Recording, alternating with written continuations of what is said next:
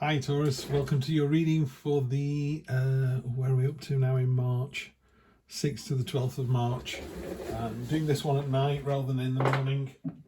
It's been a bit of a busy week. So let's get to it, shall we? Cards are already out. Present position, present expectation, unexpected, short-term future, long-term future, 1, 2, 3 weeks, something like that. Energy on the bottom, fantastic. You've got the Fool there, so you've got that real joyful, jumping in with both feet energy, really open-minded for this week. You're kind of just going there, let's see what the weekend holds. It starts off, your present position is quite low key. In this deck is the it's the Six of Swords in any deck, but in this deck it's a card of lethargy and weariness and despondency. There's these ships down here that are just sailing. That there's nothing for them here, so that they're sailing to who knows where, but it's just got to be better than where you are now.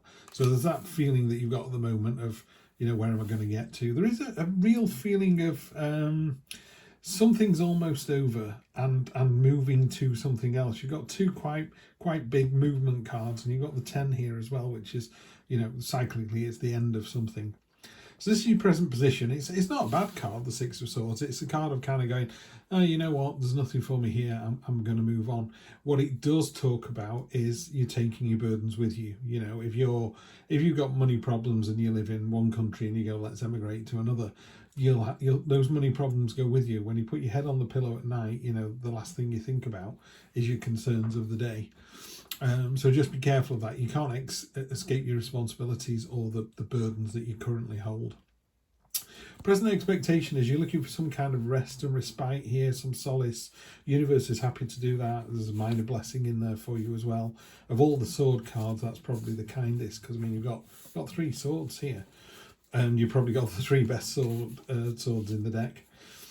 Unexpected is it's almost over. I don't think you realise how close you are to the end of something. Literally, you've got 2 cards here, and we've got 6 of 4, 9, 8, 10. So the 6 and the 4, everything. It seems like, Taurus, you're already halfway through this problem. You're not getting lots of aces or 2s or 3s. You're quite far into it.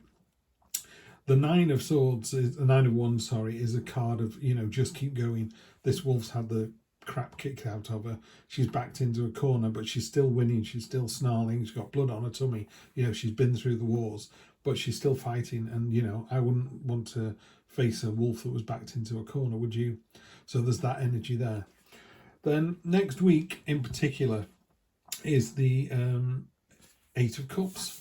It's the 8, isn't it? Not 7. Yeah, the 8 of Cups. And the 8 of Cups is, in a more traditional Rider-Waite, there are 8 cups and the person's just walking away from them, and not it kind of in a despondent way, but it's not really. And in the clarifying deck, which will be the Black Violet Tarot, Heidi's drawn the person in a boat, and they're looking at the cups, but they're not looking at them like, oh, woe is me. They're just kind of going, there's nothing there for me. It's a bit like going into a shop or going into a restaurant and looking at the menu and looking at those 8 delicious things that normally you would go, oh, I don't know which one to pick. But you just haven't got the appetite. You just go, oh, I don't fancy that, I don't fancy that. I don't fancy the vegan, I don't fancy the vegetarian, I don't fancy the steak, I don't fancy the fish, I don't fancy the chef special. You're just a bit like, yeah, let's go to another restaurant. And that's what's happening here. This poor little baby octopus has got to leave the nest. It's full of terrors. What's lurking outside is like the great unknown. But what else are you going to do? If he stays where he is, he's going to starve. So it's a card of needing to move on to the next thing. So I think you've got a little bit of concern about, and weariness and despondency about, oh, really, have I got to go through all this again? And you're kind of ignoring that you've got this lovely Fool energy underneath it all. You can get out of bed, the classic line is, I can wake up grumpy, or I can let him have a lie in, and I feel it's a bit like that. You want to jump out of bed and go, do you know what? I'm going to own this week. I'm going to kick this week's ass. Or you get out of bed going, oh, feels like yet another week, and you take that energy with you. The energy you decide to put out is the energy you put out, and these are cards of necessity. You do need to move on. What I can see here, though, is it's almost over. The 9 comes to the 10, and the 10 is over. Boom, done. So the next 1, 2, 3 weeks, you've got the 10, and the 10 of swords is the card of it is done and dusted. Normally it's a king with 10 swords in his back. The king, incidentally, in the Rider-Waite deck is making the symbol of the blessing as well. So again, the universe kind of reminds you and goes, I know it looks terrible, you've got 10 swords in your back, it's dead, done, dusted, it's over. The relationship's over, the job's over, the money situation, it's over, it's done and dusted. But a new dawn rises. Hope still remains. Out of all this death and destruction, there you are, standing tall, So, yeah, a new dawn is coming. So I think what I would talk to you about is sometimes tarot is very good at going, do you know what, you could have a tough week next week, or because you come to this reading, it's saying that it's going, well, you could have a tough week, or you could take the Fool energy and go, do you know what, I don't know what this week's going to hold, I don't know how it's going to pan out. I've had a similar situation this week myself as well, kind of very despondent and this isn't great. And there's just been a couple of things where I've thought, oh, I am valued, I am liked, just a couple of little conversations, and it was enough to lift me up as well. And they weren't done for that reason either. So I don't think people are going to come over to you and go, you're amazing, but they're going to do things like, I don't know, something will be said in conversation, or you'll get an email, and they won't say it explicitly, but there'll be just something in there where you go, oh yeah. It's something like, you're not feeling worthwhile at work, and someone's going, oh, I've just seen a fantastic course I think you'd be good for. And you go, wow, look at you, put me on a management course. I didn't think I was ready for this yet, but they do, Hopefully we'll get some mirror cards in here and work on those. So I'm just going to draw all the clarifying cards in one go. Okay, could be the relationship. There's your other sword card, the 3. And then we end up with the Hanged Man. Okay. So what have we got here? We got the 10 of Pentacles, so you've got another completion, you've got another 10. You're bookending the reading with 10s here. So the 10 of Pentacles is a card of celebration, marriage, proposal, joy, a real significant thing is happening. You look here, it's the happy family. Pentacles very simply can relate to the financial side of your sort of life. I tend not to make them that literal, but it could be, but it's certainly very fecund and fertile. It's a very fertile, abundant card. If it was money, there's all these coins here for you. You're underneath there. It's a joyful card. It's a celebratory card. It's sometimes a card of a proposal or a marriage, and that ties in with the 2 down here as well. So I think I would ignore the lethargy and the weariness and try and find the joy in a situation this week, and it is there to be found. Taking some time and some solace. Maybe you do it with your other half. This is a soulmate card. Now, if you have a significant other, then this is taking some time out together, and it's not about the amount of time, it's the quality of the time. So maybe you're only going to grab half an hour or an hour with your significant other this week. Just make sure it's really good quality stuff. If you're single or between, or not in a relationship, or don't want to be in a relationship, this is about you and your higher self as well. So this is about kind of, really appreciating yourself, and kind of, there are no sort of scarcity mindset cards in this reading, but there are a couple of kind of quiet cards. It just feels to me, this reading, that it's very much a stepwise approach. You seem to be moving on to something else. Unexpected, we got this burden, which is it's almost over, and you're more successful than you think you are. You certainly are, because we're doubling down on that with this King of Pentacles. King of Pentacles is a card of assuredness and confidence. I mean, all the kings are sort of, kings and queens are all very experienced and mature and sophisticated energy. So let's just see what it says about the King of Pentacles in Heidi's book.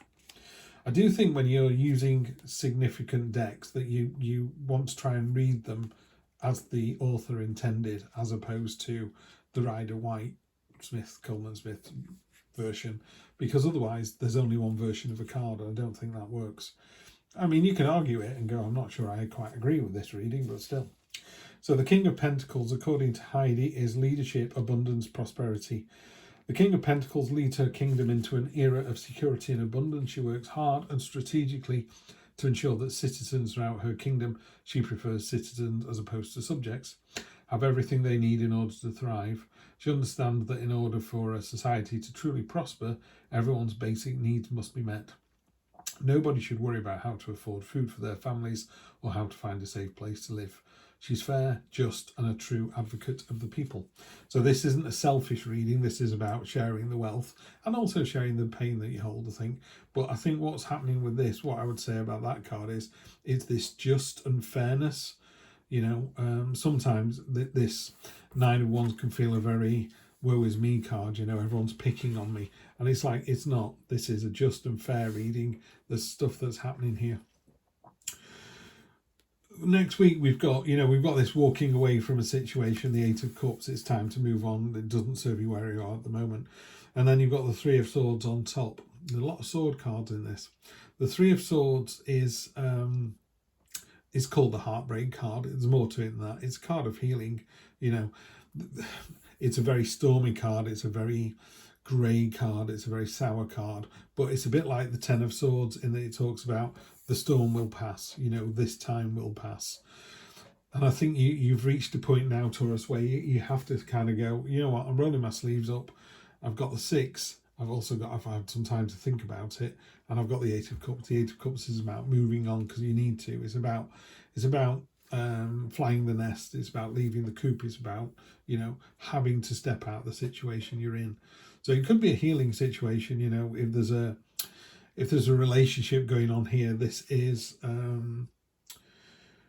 you know, you and your significant other. It's not a card of heartbreak in terms of the relationship being over. It's a card of sort of realizing in the cold light of day, you know, once the storm has passed, you come out the other side and go, okay, right, where do we go from here? Yeah. So there's just, like I say, I keep coming back to this necessity. There's a real feeling that things have to happen this week. There's nothing that's coming out of your control. There's nothing coming out of left field. There's no Wheel of Fortune. There's no Destiny card. There's no Tower card. But you've got this Fool energy underneath it all. And it's almost saying, you know, keep your chin up. And I would say that to you this week. Just keep your chin up. Just keep going. You're almost there. And it's happening for the right reason. There's nothing that's coming in here that is where the heck did this come from, you know, and not having that at all. The final card on top of the tent, which is the completion, as we talked about, and a new dawn, you know, after the storm clouds, after the new dawn, you know, you're going to find yourself in this kind of weird position. It's called the Hanged One. And she's tying herself willingly to the tree of knowledge. And it's about seeing the situation in a completely different way. And that could be your own personal situation. It could be a work situation. It does feel like it's a very interpersonal week this week as well, because you've got this card here, the Two of Cups. So it could be you and a significant other or your significant other, but you're definitely trying to see their point of view. And what I love about this card is, even if you can't see their point of view, at least you tried, you know, and they could see that you've tried. So you go, I just don't get it. For example, I'm estranged from my family. I don't have anything to do with them. It doesn't bother me, you know, various significant members of my family die. I don't go to the funerals. I don't mourn them. It doesn't impact me at all. But my wife gets very, very upset at the thought of any people in her family dying because they're all very close. I can empathise and I kind of go, yeah, I can see why that would be upsetting, but it doesn't work for me. I can't, try as I might, you know, try and put myself in someone else's shoes. I'm just not that close to my immediate family, so it doesn't affect me like it would affect her. But she sees that I try and understand that, and she goes, well, at least you tried. Yeah, so there's that. So I would say this week, at least you tried. I think you're in for a tough week, don't get me wrong. I don't see it as a bad week. I'll just do you a favour. Let's take the oldest deck I've got. This was one that was bought for me 30 years ago by Annie at the time. Thank you, Annie. Always give a nod to the person that did that. She got me into all of this. She's a very good reader, actually, Annie. Yeah. Only really read for herself, doesn't read for anybody else, you know. It's just something that she did and enjoyed. Let's have a look. Right, Three of Wands. Yeah. It just feels this week there's a lot of things that are going on. They're not coming out of the woodwork. There's no big surprises, but I just get the feeling that you're in the process of something. You feel like I need to get out of this situation. It's more finished than I thought it was going to be. Or it's close to the end than I thought. This is just confirming you need to move on. You need to move on, whether that causes heartbreak for you or someone else. You're going to be able to heal from that. When those storm clouds go, you know, this card here, the Ten of Swords, is really dead, done and dusted. There's no coming back from that. Not in a bad way, like I say, it's literally a tsunami. You know, the water comes in, it washes everything away, and then you rebuild from there, and off you go. And then, like I say, it's a couple of things this week. Keep your chin up and try and see the other person's point of view. You know, I don't think you're going to change your mind, Taurus. I think you're on the right track, but slow and steady wins the race. This is a card of your ships are coming in. You can argue that ships are actually going out rather than coming in here because the sail seems to be going out. But, you know, you've got two things planted in the ground. They're beginning to show promise. It's a card of things coming together. It's a card of you're on the right track, you know, and the process is underway. So it's not, I think you're in for, you know, quite a grind of a week, I would say. But, you know, as I said at the beginning of this, you could wake up grumpy or you can let them have a lie-in. I would jump out of bed and just attack the day, attack the week, take that fool energy and that hanged one energy and just try and see other people's points of view. But no, you're on the right track. You're definitely on the right track. Have a good one. I'll see you next week for more of the same. Take care.